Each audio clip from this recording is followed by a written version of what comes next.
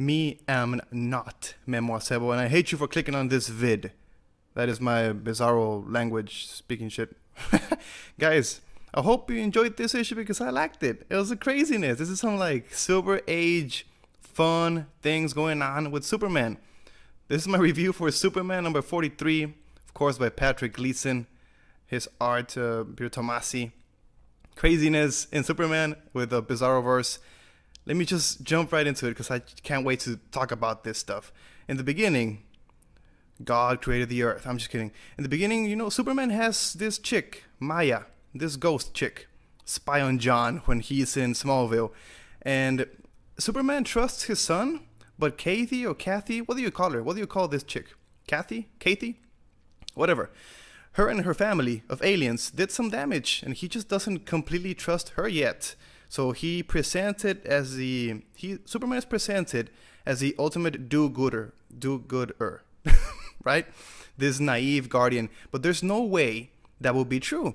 He's a prize-winning reporter and the leader of Earth's superhero community. I mean, the guy is a beast. He trusts people, but he isn't stupid, you know. Kathy and her people threatened his family once, and there's no way he would allow John to hang out with her again without some kind of safeguard. You know, Superman has been so good for the last 2 years because of things like this. Fucking dog. Hope you guys don't hear my dogs barking. Tomasi and Gleason and Jurgens, they found ways to capture the classic Superman moments while also reminding us that Superman isn't just a big blue Boy Scout. It's hard to know what's coming down the pipe from Brian Michael Bendis, but this has definitely been a renaissance for the character, and it will be sad to see this brilliant stable of creators leave Superman. Yeah, that was my small rant.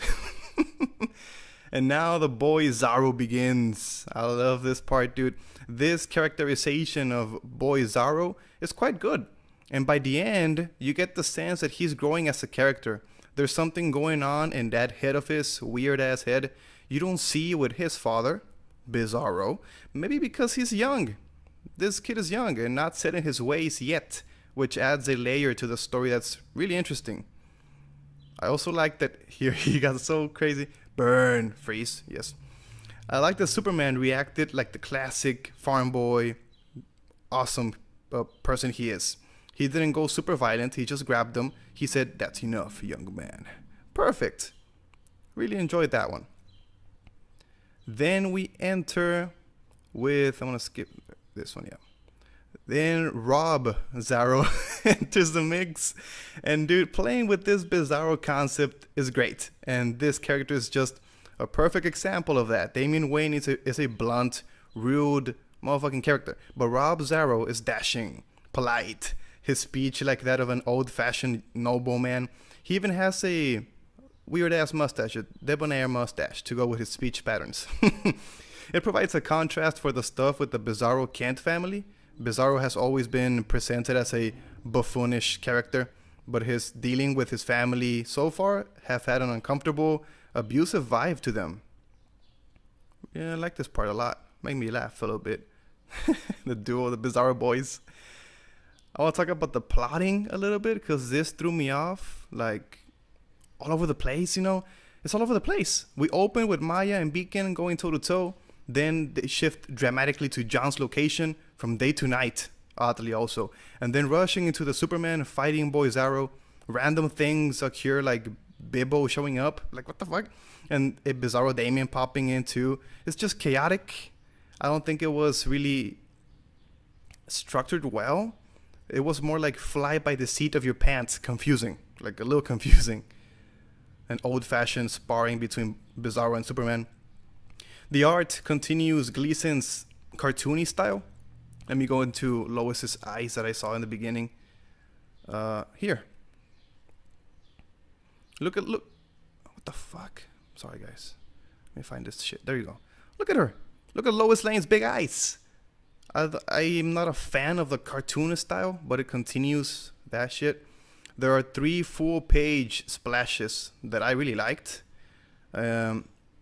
2 show off how impressively strong Superman is, like this one. Motherfucking key to the moon, motherfucker. There you go. To the moon. And the third splash is the cliffhanger. I'm going to talk about that in a little bit. It makes the book, it gives the book a bigger feel, you know?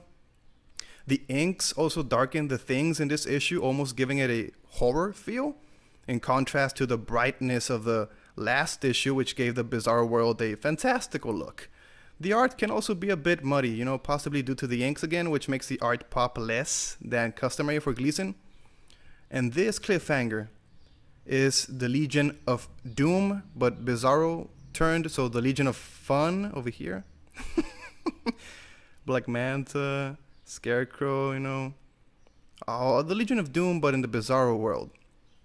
It looks like Tomasi and Gleason are going for a more well-rounded approach to the Bizarros. The Silver Age concepts can be really hard to bring into the modern times, but I think this story is finding a way to balance the goofiness of the Silver Age while still keeping the edge of modern comics. Really enjoy this one. Cliffhanger really cool. Can't wait to see more of the Bizarro world. And yeah, pretty much it. Leave me a comment down below with your review. Did you like it or not? Superman number 43, Bizarro stuff, BS, or do you like it? What's up? I am Memo Sebo. If you enjoyed, please click the like button. Check out my other comic book reviews up in the channel. I got Batman, Dragon Ball Super coming out today at night. Hype for that, but not talking about it in YouTube. Check out Twitter, my Instagram. Go leave me some requests over there if you want. Check them out here. Subscribe so you don't miss anything. More content coming your way. Click on the bell icon so you don't miss the videos. YouTube's algorithm sucks. And of course, I'll see you in the next one.